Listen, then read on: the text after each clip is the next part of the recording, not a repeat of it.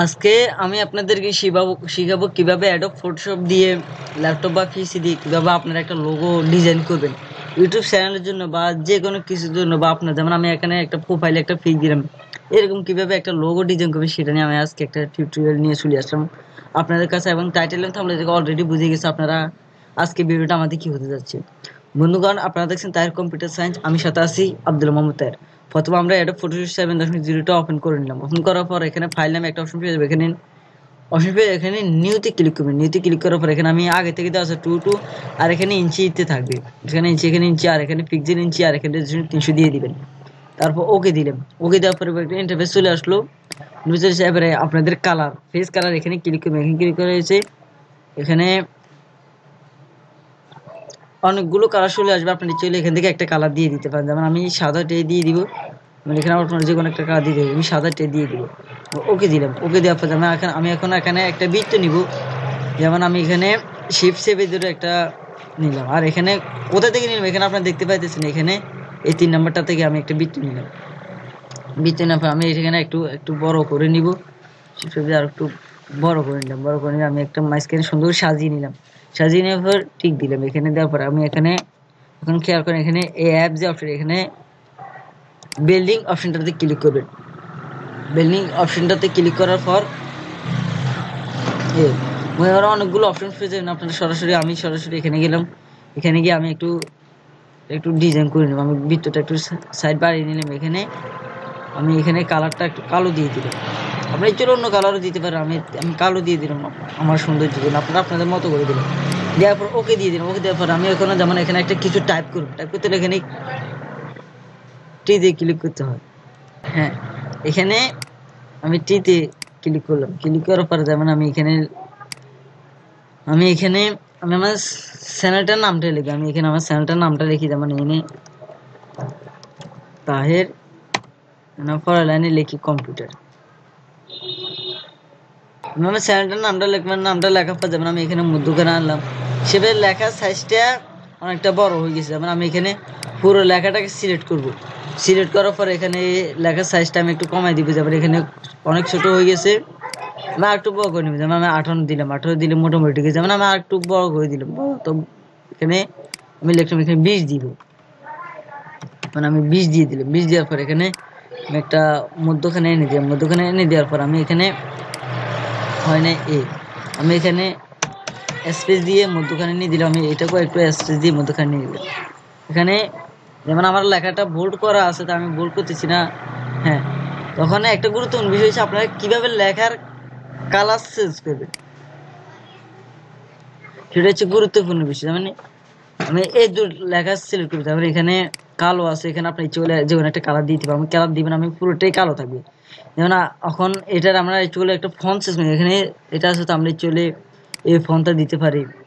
আচ্ছা, আমি এই ফন্টটা দিয়ে দিলাম। আরও ফন্ট আছে। আমি আমি অন্য একটা ফন্ট দেখি। এখানে আমার অনেকগুলো ফন্ট ইনস্টল করা আছে। হ্যাঁ, আর অবশ্যই যদি কোনো একটা প্রবলেম হয় আপনারা আমাকে জানাবেন। আমি পরবর্তী ভিডিও প্রবলেমগুলো সলভ করে দেওয়ার চেষ্টা করবো ইনশাল্লাহ। হ্যাঁ, ফন্টার সম্পর্কে বা বাংলা টাইপিং সম্পর্কে কোনো প্রশ্ন থাকলে অবশ্যই আমাকে কমেন্টে জানাবেন। যেন আমি এখানে সায়েন্স এখানে একটা সৌন্দর্যের জন্য একটা দিয়ে দিলাম। এখন দিয়ে দেওয়ার পর আমরা লেখাগুলো একটু ডিজাইন করে নেব। আমি মানে এখন লেখাটা একটু স্ট্রোক করে নিব। স্ট্রোক করতে হলে কী করতে হবে, আমি এই পুরো লেখাটাকে একটু সিলেক্ট করে দিব। হ্যাঁ, এখানে অ্যাপ দেখতে পাইতেছেন। এই অ্যাপেতে যাবে, বিল্ডিং অপশানে ক্লিক করবেন। বিল্ডিং অপশানে ক্লিক করার পর দেখবেন, একটু অপেক্ষা করেন। হ্যাঁ, এরকম একটা এখানে নিচে স্ট্রোক নামে একটা অপশন পেয়ে যাবেন। এখান থেকে আপনারা এখানে যেমন কালোটা আমি অন্য একটা কালার দিয়ে দেবো।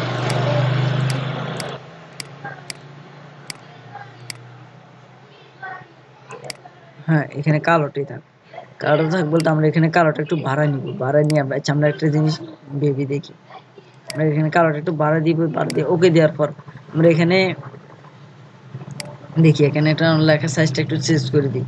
আর লেখার কালারটা আমরা সাদা দিয়ে দিই। সাদা দেওয়ার পর কিরকম লাগে ওকে দেখেন, এখানে সুন্দর একটা কালার হয়ে গেছে। ইচ্ছে করলে আমি এখানে হ্যাঁ, এখানে আমি স্টক করবো, আবার স্টক করে আমরা হ্যাঁ যেমন আমরা এখানে স্টকেতে গিয়ে ইচ্ছে করে আমরা লেখা একটা লাল করে দিতে পারি।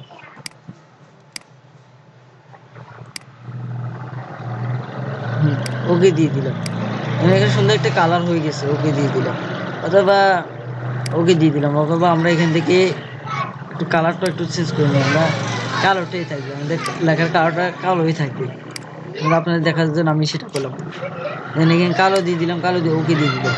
ওকে দেওয়ার পর দেখেন এখানে মোটামুটি লাগতেছে। যেমন আমি এখানে এখানে গিয়ে আমি স্ট্রোকটাই বাদ দিয়ে দিব, আমার তো এতটা ভালো লাগতেছে না, আমি এখানে স্ট্রোকটা উড়িয়ে দিলাম, সরি এখানে টিকটু উড়িয়ে দিলাম। এবার আমার এখানে যেরকম আছে এরকমই থাকবে, আমি কোনো ডিজাইন করতে চাইতেছি।